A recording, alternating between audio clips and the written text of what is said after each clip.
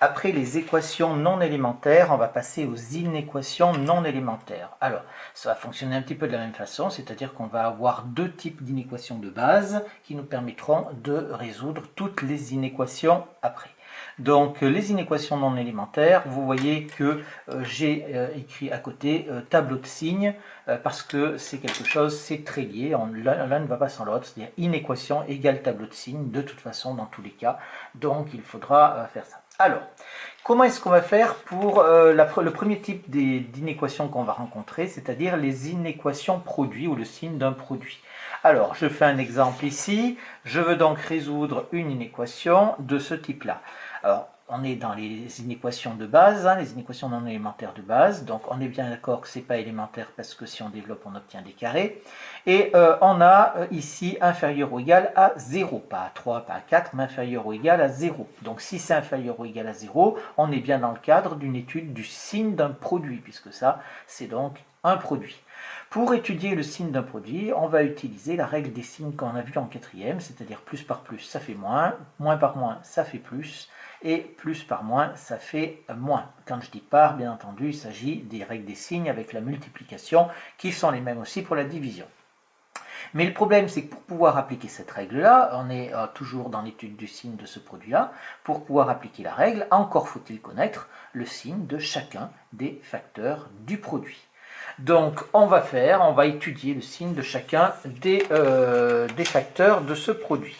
Alors, je rappelle ici que étudier le signe d'une expression, c'est résoudre trois choses, deux inéquations et une équation. Donc, supérieure à 0, inférieure à 0 ou égale à 0. Et après, on consigne le tout dans un tableau de signes. En pratique, vous verrez qu'on ne résoudra jamais ces trois choses-là. On n'en prendra qu'une sur les trois. On prendra notamment une inéquation. Parce que si on résout que égal à 0, alors on sait où sont les zéros, mais on ne sait pas quand est-ce que c'est positif, quand est-ce que c'est négatif. Si on prend la première, par exemple, je prends a de x supérieur à 0, alors je saurai quand est-ce qu'elle est positive, et donc par déduction, je saurai quand est-ce qu'elle est négative, et quand est-ce que c'est égal à 0 aussi. Donc une seule inéquation suffit. Prenez toujours la même, de façon à ne pas avoir 36 méthodes à la fois. Moi, je n'ai pas l'habitude de travailler avec supérieur à 0, parce que je préfère travailler avec les nombres positifs qu'avec les nombres négatifs, mais voilà, faites toujours quelque chose de répétitif. Une chose qui est très importante que je rajoute ici, ça c'est la règle générale, mais pour les fonctions affines, et je dis bien uniquement pour les fonctions affines, on peut tricher un petit peu, et au lieu de résoudre une inéquation, où on pourrait se tromper avec la règle des sens des inégalités, on peut se contenter uniquement de l'équation. Pourquoi est-ce qu'on peut se contenter uniquement de l'équation? Tout simplement parce qu'on a étudié les fonctions affines, que ce sont des fonctions de référence, et qu'on sait absolument tout sur ces fonctions affines, et on sait construire un tableau de signes des fonctions affines sans aucun problème. Alors c'est le cas ici. Je vais faire les deux méthodes, une avec l'inéquation et une avec l'équation, histoire que vous compreniez bien la différence. Bien entendu, avec l'équation, c'est à privilégier quand on a des fonctions affines. Donc ici, on résout, je prends la méthode avec l'inéquation, donc on résout 3x moins 5 supérieur à 0, ce qui est équivalent à dire que 3x est supérieur à 5, puisqu'on fait passer une soustraction, ça ne change pas les inégalités, et ça nous fait donc x est supérieur à 5 tiers, puisque la multiplication ici se transpose en division par un nombre positif, donc il n'y a pas de souci. Donc on sait que ici, quand on fonctionne avec une inéquation, on a utilisé les mêmes règles de transposition qu'une équation, donc le résultat ici est le même si on avait un égal. Donc quand x vaut 5 tiers, on peut remplir notre tableau. Quand x vaut 5 tiers, j'obtiens ici 0, bien entendu. Maintenant, il faut que je sache où est-ce que je mets les plus, où est-ce que je mets les moins. Alors c'est là qu'intervient une lecture particulière que moi je fais de cette inéquation. Cette inéquation, vous la lisez 3x moins 5 positif, strictement positif même. Moi je la lis pas comme ça, moi je la lis 3x moins 5, c'est quand est-ce qu'on met... je dis en fait, c'est quand est-ce qu'on met un signe plus dans le tableau de signes. Donc je lis ça de la façon suivante. Je mets un signe plus dans mon tableau pour 3x moins 5, quand x est plus grand que 5 tiers. Donc quand x est plus grand que 5 tiers, on est d'accord qu'on est à droite, donc je mets un plus dans mon tableau ici, et j'ai un moins dans le tableau. Cette méthode est très importante, vous comprendrez surtout pourquoi en classe de première, quand vous travaillerez avec une fonction de référence qui n'est pas au programme de la classe de seconde.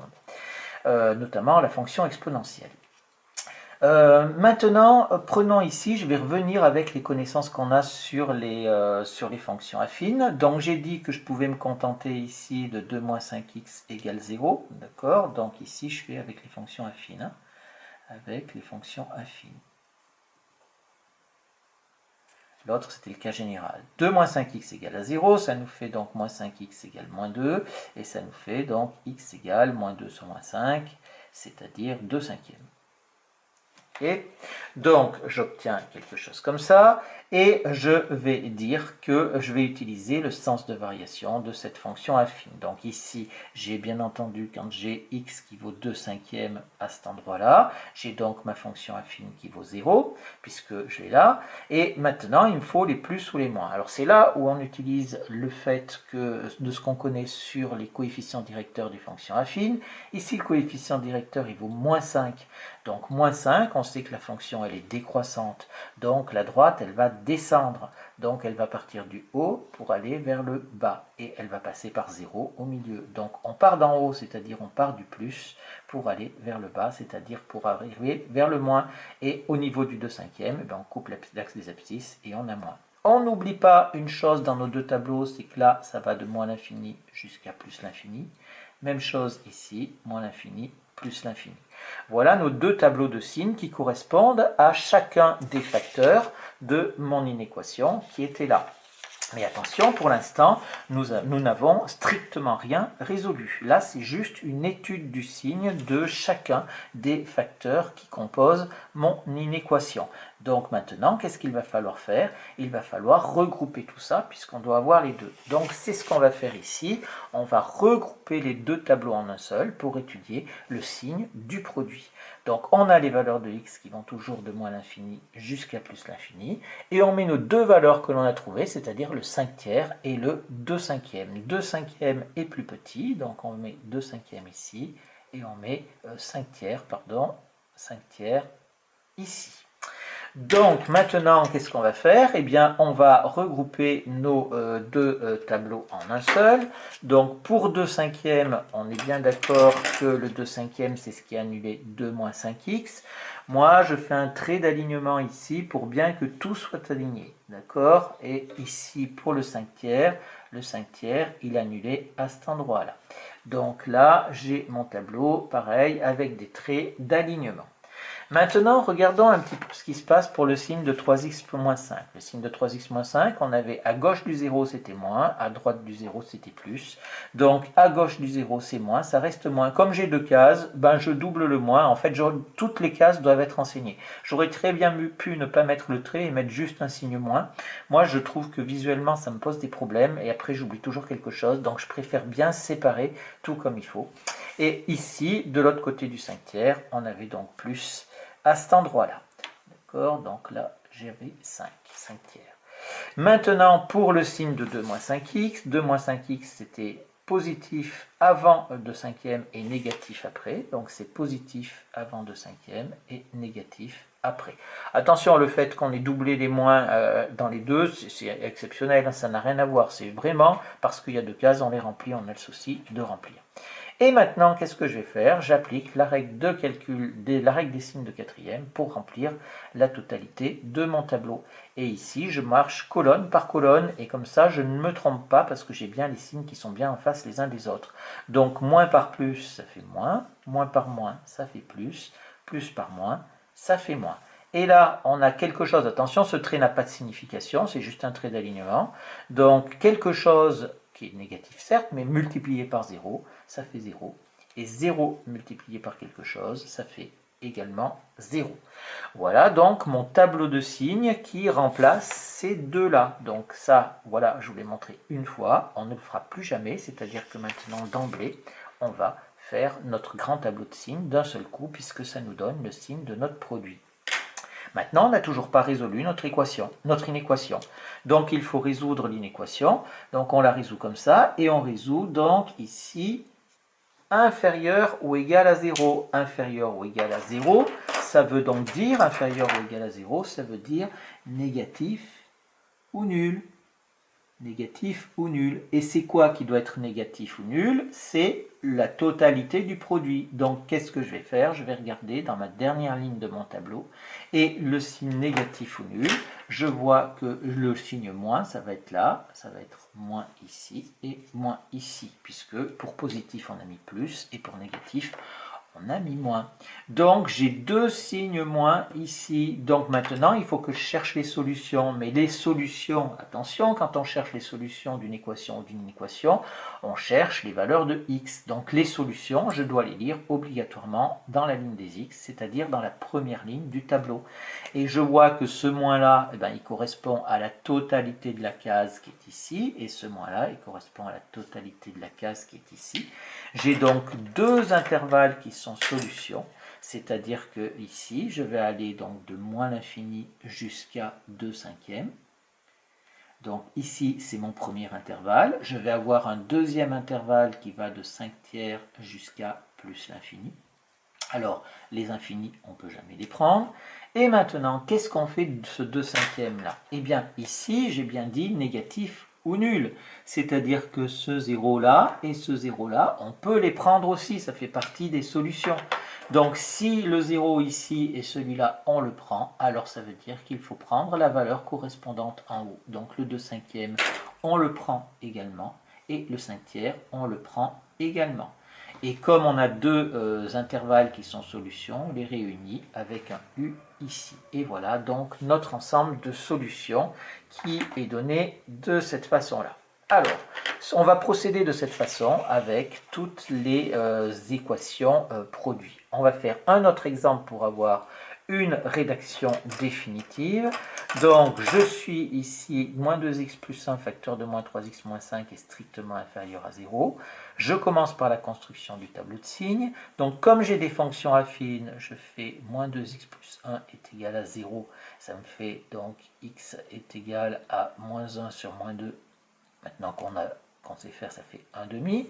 Et là, ici, je vais avoir moins 3x moins 5 égale à 0. Ça me fait donc x est égal à 5 sur moins 3 ici.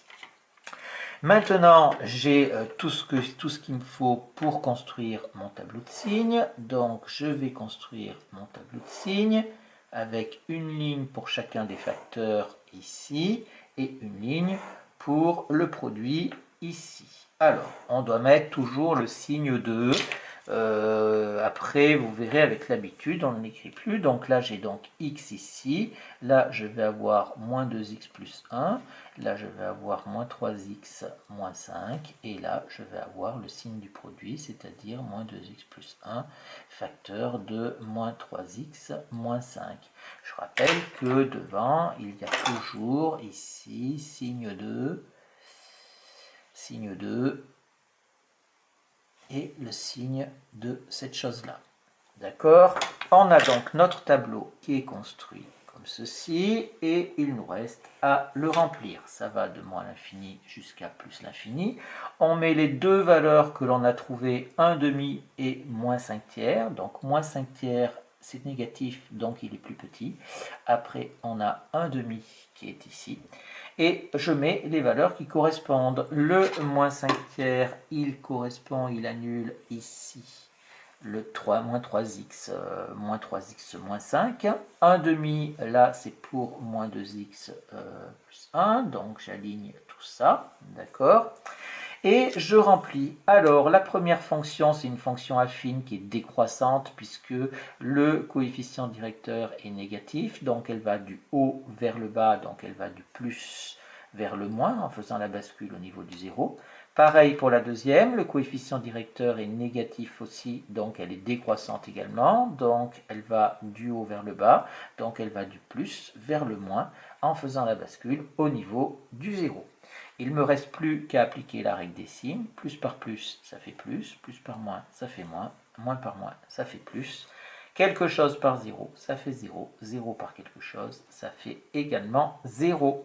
Et il me reste à donner l'ensemble des solutions. Pour l'ensemble des solutions, toujours pareil, je regarde maintenant ici ce qu'on veut. Eh bien, on cherche encore les signes moins, puisque je cherche ici négatif. Donc, si je cherche les signes moins, eh bien, je l'ai ici. et j'en ai qu'un cette fois-ci. Et les zéros, là, ici, eh bien, attention, on ne les prend pas puisque j'ai un inférieur strict. Je n'ai pas un inférieur ou égal. Donc, on ne prend pas les zéros ici. Et donc, les solutions, je vais les trouver où? Je vais les trouver ici. Et donc, je vais avoir S. On va partir donc de moins 5 tiers. Et on va aller jusqu'à 1 demi.